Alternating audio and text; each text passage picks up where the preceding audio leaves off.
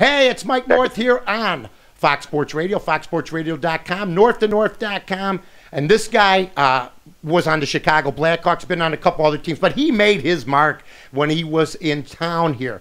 Before the Hawks were on home TV, he was the only Blackhawk, maybe a couple others, Tony Amante, Chris Jellis, that could walk down the street and people would recognize him. Now things have changed here in Chicago. Things have changed in the league. It seems like it's healthy, and we're pleased to have on with us, oh yeah, our guy, Jeremy Roenick. What's up, JR?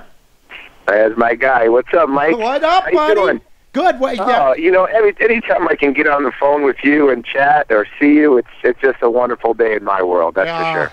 You know, want to know something? You bring back a lot of great memories. We've had a lot of great times together, and you know what? I'm glad that you're on, because you know what? The first thing I got to ask you about is you're going to be in Chicago for a week. Are you going to the Bear game Sunday? I am not going to the Bear game Sunday, but I am going to a party to watch the Bear game on Sunday. That's for sure. Why does that not surprise me? I am definitely rooting for the Bears in a big way. I'm not a Green Bay fan, so I want them to kick the you-know-what out of them. So hey, wouldn't it be great to have the Hawks and the Bears win championships in the same year? That would be ridiculous. And don't forget about this, my friend. And you were in the desert back in the 90s here when victories for teams was few and far between. The Bulls are in first place. The Hawks are coming on with a bullet. They've picked up 10 out of a possible 12 points in their last 6-7 games. And you got, of course, the Chicago Bears who are playing in the NFC Championship. So it's all good here. But I do have to ask you this before we get on to hockey and other things. If the Bears, I know New England's out, but if the Bears were playing New England in the Super Bowl, you being the Boston kid, but you also being the Chicago kid, your roots are in Boston. Most of your fame, not all of it, but a lot of your fame came in Chicago and with the fans and everything else. Would you be? Why you gotta do that to me, Mike? why you gotta pose that question? Why you gotta pose that question? Well, you know, I'm a Mike North fan through and through. I'm not answering questions on mock Super Bowls because my Patriots suck, as does Belichick and as does Brady. So I think you just answered that question. Hey, JR, let's talk about, first of all, the state of hockey and the Chicago Blackhawks.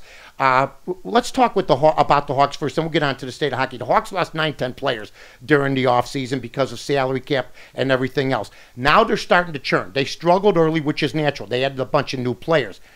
Do they have a shot this year? Or was the turnover so much that it's even going to be tough for even guys like Sharp and Taves and Patrick Kane to overcome?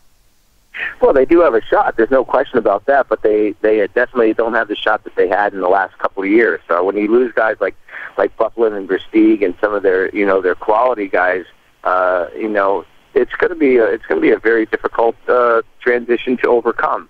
Now, do they have a shot? Of course they have a shot. Their talent is immense with Taves and Kane and Hossa and Sharpie's been just unbelievable. Obviously, you have a great defensive core. Goaltending is a little bit different, but it's definitely going to be very difficult for them. To win back-to-back in any league is very difficult. But to have as many young guys as they have, it definitely is an uphill battle, but not out of the realm of possibility.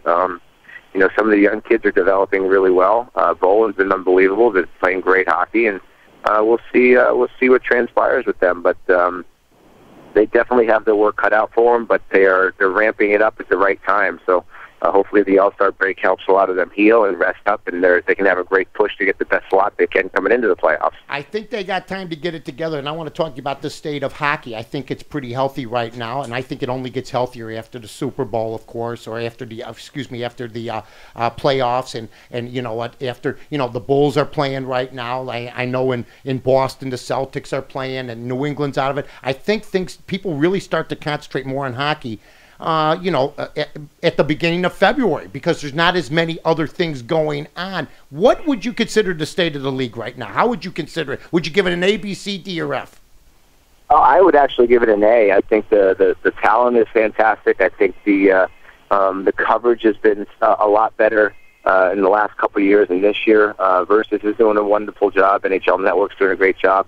NBC is now in the mix on the weekends. I think their exposure is getting much better. Mm-hmm. I think the talent pool is as good as it's ever been.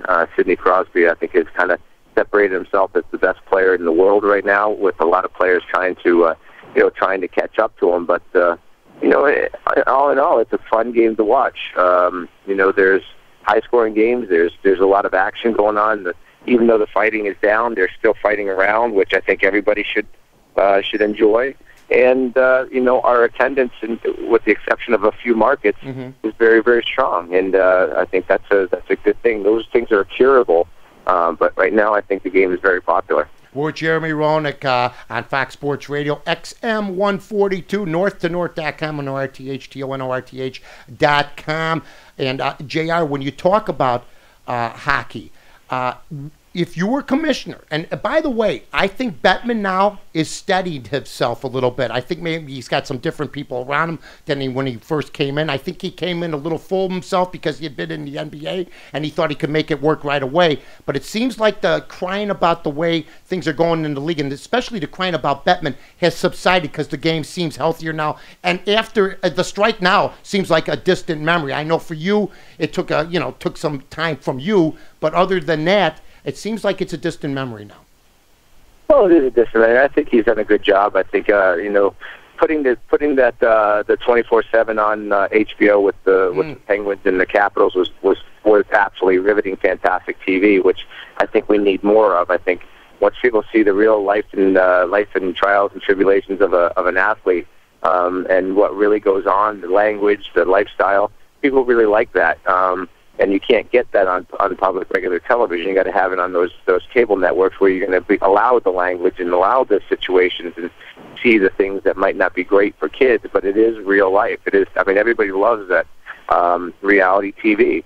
It doesn't get more real than being in an NHL locker room when you're competing and there's a lot of emotions going on and there's a lot of pain involved and a lot of anger. So, I think they're doing a good job. I think it'll continue to increase, but for now, I think we're moving in the right direction. They're trying to change things up, yearly to try to keep things fresh. We've had better ratings on our networks than we ever had, and that's where we need to. That's where we need to keep going. And Bettman's doing a very good job on continuing that trend. I got to talk to you about Sidney Crosby too, JR, because the check that he took about a week or two ago when he got the concussion again. I think he's had a couple of them. You had about 17, 18 in your first. Yeah. Oh my God, you walk around, you get a dizzy spell. I still think I'm Batman. Don't worry. Well, Sidney Crosby gets checked, and I thought it was a good check. He gets checked from behind in the back, but his head hits the glass. I can't blame the guy that checked him. He's wearing a helmet, and now they're making an issue out of this. And what are you supposed to do? They're going to make an issue on all kind of headshots, regardless of where it is, who it is, how it is. They're going to start cracking down to try to eliminate kind of the disrespectful, stupid hits that happen. And a lot of times, you're going to get hits just basically because it's a very contact sport. Now, it's going to be very hard to determine what's going to be a fine and what's not going to be when there's so much contact. But you're never going to get rid of the concussions. You're never going to get rid of the trauma. It's just that's how fast and powerful our game is. If you don't like it, then take the hitting out and let's just play, let's play touch. Well, how about this? If you don't like it, here's what sickened me during the NFL season. It ruined the regular season. The playoff season's been great. The average fan knows there's risks in any job. You're a construction worker, you could fall off a building, okay? You work in a coal mine, you could get trapped. Well, that's the problem. Right. That's the problem is we go in understanding the risks, right. And we know our risks are there, and that's what drives people to loving certain games is the kind of the gladiator type of attitude because that's not an everyday trait in a lot of people to have that gladiator style lifestyle. They don't want to be a part of it, but they like to watch it. So I don't know. That's just a whole different ballgame in itself. It is, but I got to ask you. I mean, would you that one check on Crosby? And for people who didn't see it, what happened is Crosby went behind. No, I didn't think it was that bad. It wasn't that bad. No. Okay. So you know what? That's not a finable fine. Now maybe somebody taking a shot like they did against Crosby when he got the other shot where the guy elbowed him. That's finable. That's suspendable. I understand that was a cheap shot. But when you check a guy, you went into the corners more than any superstar in hockey back when you were playing, more than anybody. And would people begrudge somebody else for checking you in the boards when you went in and checked somebody else and was digging for the puck? No, I listen. The game is the game, and you take the good with the bad. Unfortunately. it's unfortunately nowadays there's too many people that are too soft-skinned and too weak.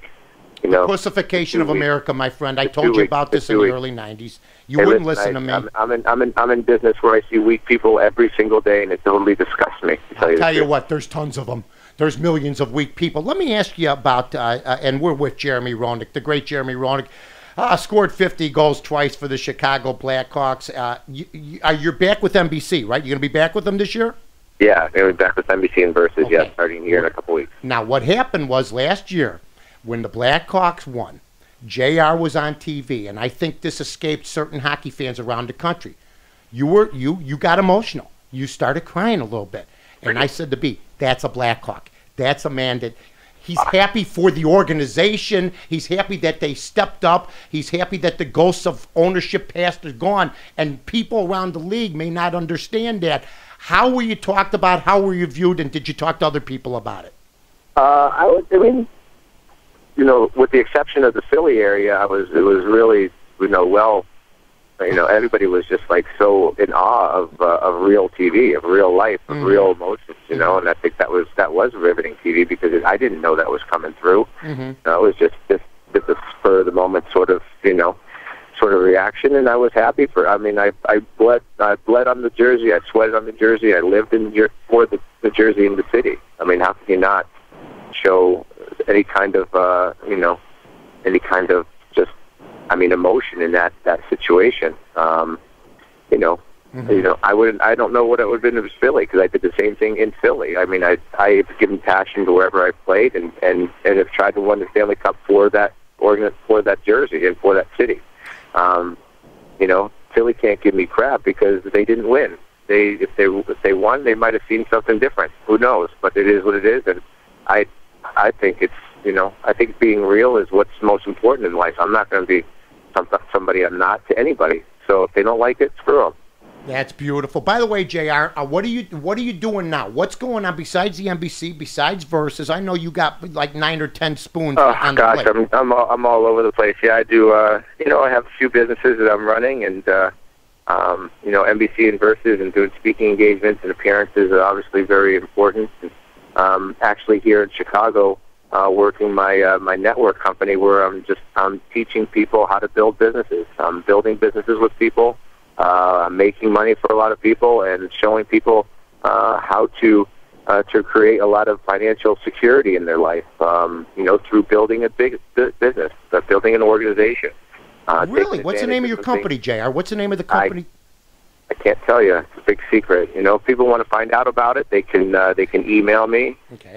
They can email me and meet with me, and I can show everybody how they do it and how it works, and join my team, join my business, because I'm looking for a lot of partners to take advantage of probably the biggest industry explosions in the history of the two biggest industries in the world, and I'm starting right here in Chicago.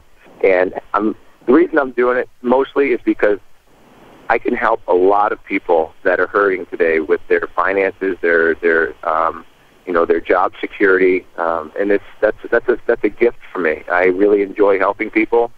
Everybody likes to make money and save money, and I can do that with them. You got an email address? You want to give it out? Yeah, you can. Anybody can email me at put it at Tracy at RoenickLife.com. Tracy at RoenickLife.com. ROENICK, of course, for people who have been living in a cave. Yeah, ROENICKLIFE, RoenickLife.com. So Tracy takes all my emails, my wife, obviously, so Tracy at RoenickLife.com. How is the lovely Tracy? How are the kids? She's awesome. We're very busy. Like I said, I travel now three weeks out of each month, and I go to different cities and help thousands of people as much as I possibly can. Create a little bit of better lifestyle for themselves. The funny thing is everybody's already doing the business. They're just not making money in it. I get you. Hey, JR, before we let you go, as far as the league is concerned, who's the best team? Who's impressing you the most right now? There's a couple teams that are really impressing me. I think number one, Vancouver has been on a tear. I think they're a team that's going to be very difficult to beat. Philadelphia with their goaltending situation, their goaltending woes, they're playing extremely well. They seem kind of poised to maybe making a return run back to the Stanley Cup. Boston Bruins are playing extremely well right now. They have probably the best goalie in the league, and Thomas, who is as hot as anybody. Those three teams are very impressive. I think once Detroit gets some of their guys back, they're going to be difficult to beat. And don't be surprised if Phoenix or LA come out and bite at some people's heels, because they have some very, very offensive talent with good defensive abilities. So. Jeremy Roenick is one of the great people to ever not only lace him up in Chicago, regardless of the sport, folks. Believe me when I tell you this, but he's also a regular guy. And one night, I got to tell this story. It's legendary in the neighborhood that I hang in. Jeremy Roenick and we ran into each other at Gibson's. And this, I was thinking about you about 2 weeks ago. And I know you know this man, Jim Harbaugh. It was me, JR, and Jim Harbaugh, and we went to the neighborhood, Edison Park in Chicago, because basically we got into conversation. I said, you guys are always downtown. You got to go to the neighborhoods. And JR goes to me, well, let's go. And then Harbaugh goes, yeah, I'd like to go too. The next thing you know, there was three of us.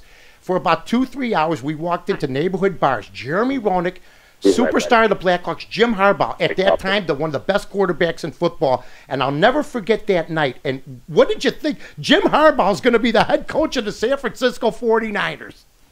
No, unbelievable. He deserves it. He deserves it. Yes, he does. We're never out of the game. We're never out of the game, Mike. You're not, and you know what? You're not out of the game anymore. JR, we appreciate it as always, buddy.